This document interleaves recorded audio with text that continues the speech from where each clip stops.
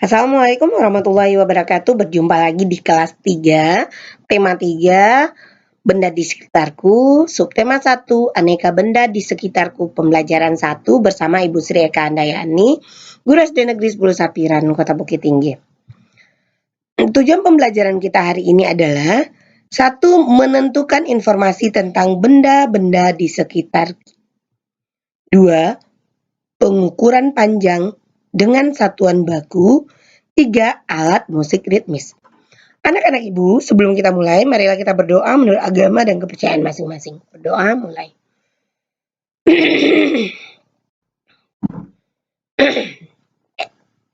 Selesai.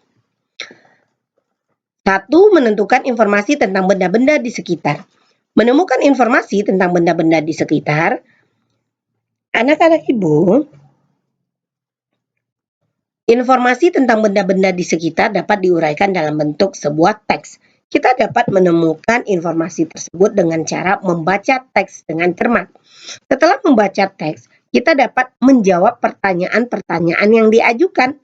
Jawaban atas pertanyaan-pertanyaan tersebut dapat kita temukan dari teks yang kita baca. Benda-benda di sekitar kita. Ada berbagai macam benda di sekitar kita.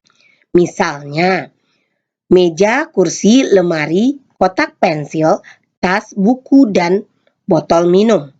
Benda-benda tersebut memiliki ciri-ciri yang dapat diamati. Berdasarkan ciri-ciri tersebut, benda-benda dapat dikelompokkan berdasarkan bentuk, ukuran, dan warna. Benda-benda di sekitar kita memiliki bentuk yang bermacam-macam. Benda-benda dapat dikelompokkan berdasarkan bentuknya.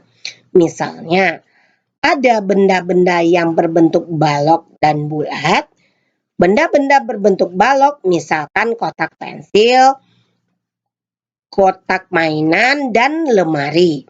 Benda yang berbentuk bulat, misalkan bola. Benda-benda di sekitar kita juga memiliki ukuran yang bermacam-macam. Ada benda yang besar dan kecil. Ada juga yang berat dan ringan.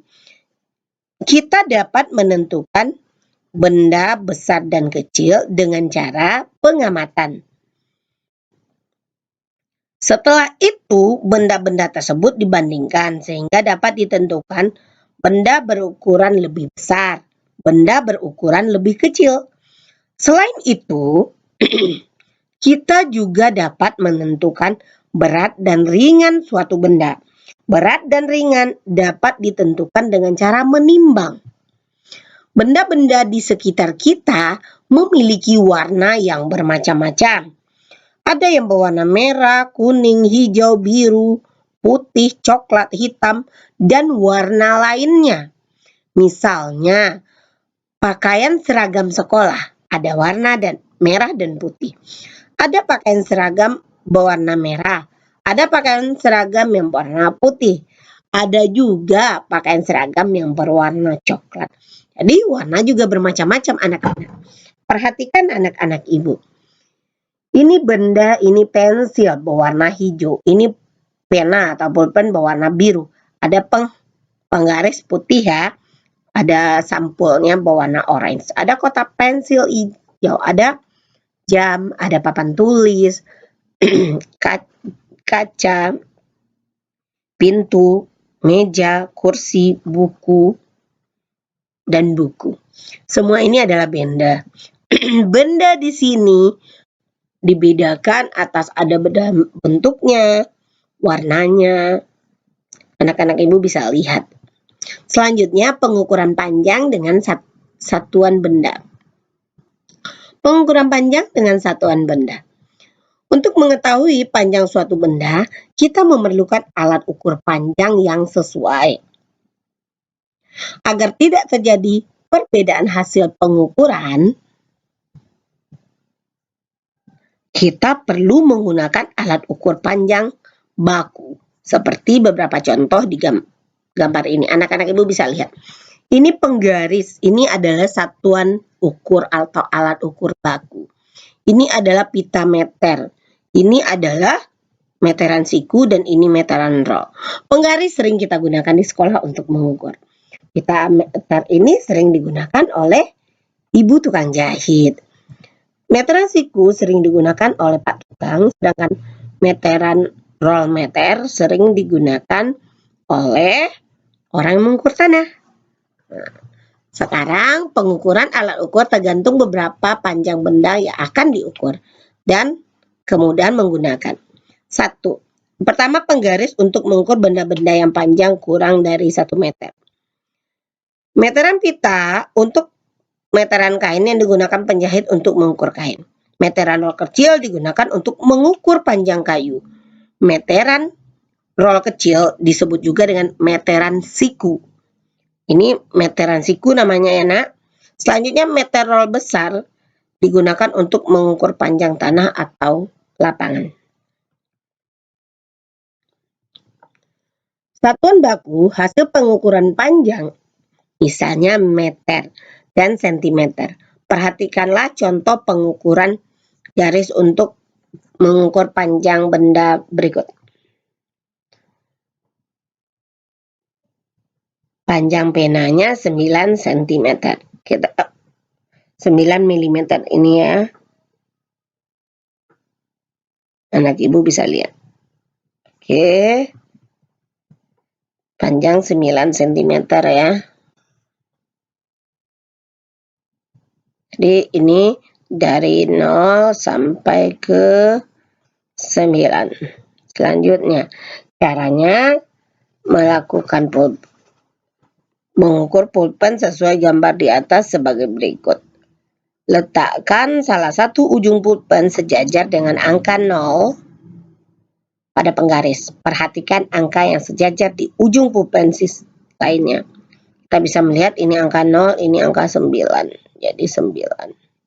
Selanjutnya, berdasarkan gambar ujung pulpen tersebut sejajar dengan angka 13. Maaf, sejajar dengan angka 9. Jadi panjang pulpen adalah 9. Ini angka 9 ya, maaf ibu salah mengetiknya. Selanjutnya, alat musik ritmis. Alat musik ritmis. Apa yang kamu ketahui tentang alat musik ritmis? Alat musik ritmis adalah alat musik yang tidak memiliki nada.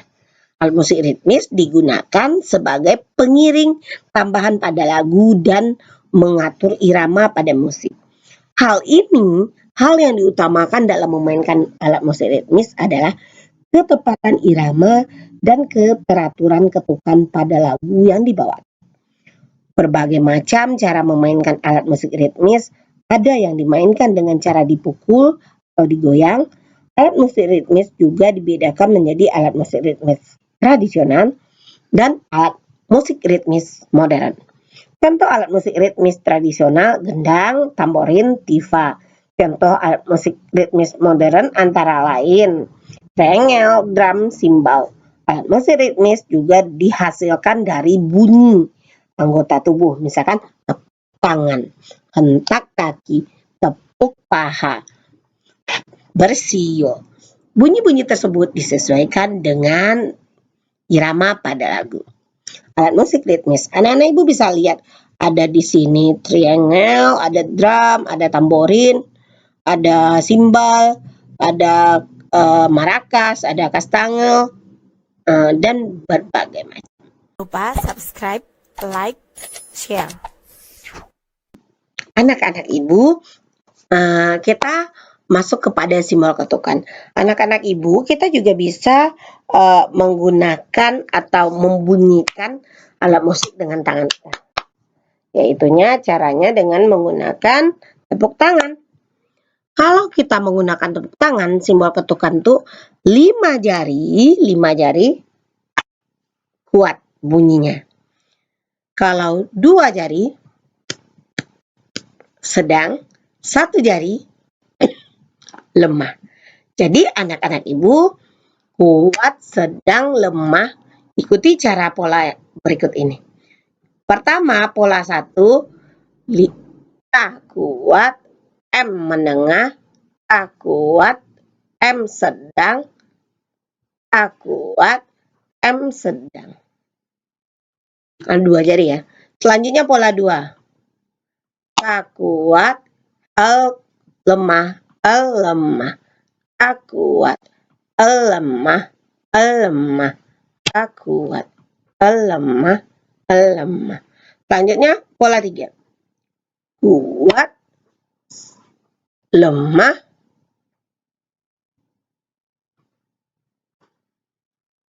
kuat, lemah, sedang, lemah. Kuat, lemah, sedang atau menengah, lemah. Kuat, lemah, sedang, lemah. Jadi anak ibu bisa cobakan juga di rumah, mencobakan bagaimana cara atau berlatih memukul pola ketukan berirama menggunakan simbol. Gunakan benda-benda di sekitar anak-anak ibu untuk menghasilkan bunyi sekitar. Setiap benda dapat menghasilkan bunyi yang berbeda. Mungkin anak ibu bisa coba dengan meja seperti ini, jari dipukul meja. Kuat. Dengan 2 jari, lemah. Dengan 1 jari, lebih lemah. Ulangi lagi. Kita pukul meja dengan 5 jari. Kuat. Dengan 2 jari, sedang. Dengan 1 jari, lemah. Anak ibu juga begitu, bisa menggunakan misalkan di rumah nanti dengan sendok, dengan botol aqua, botol air mineral ya, dan berbagai macam lainnya.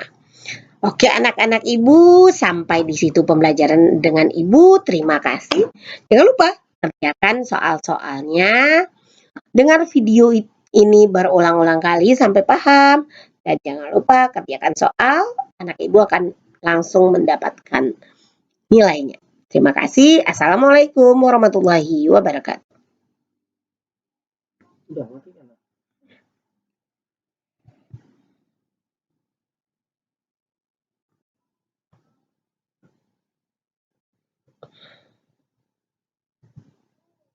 Lupa subscribe, like, share.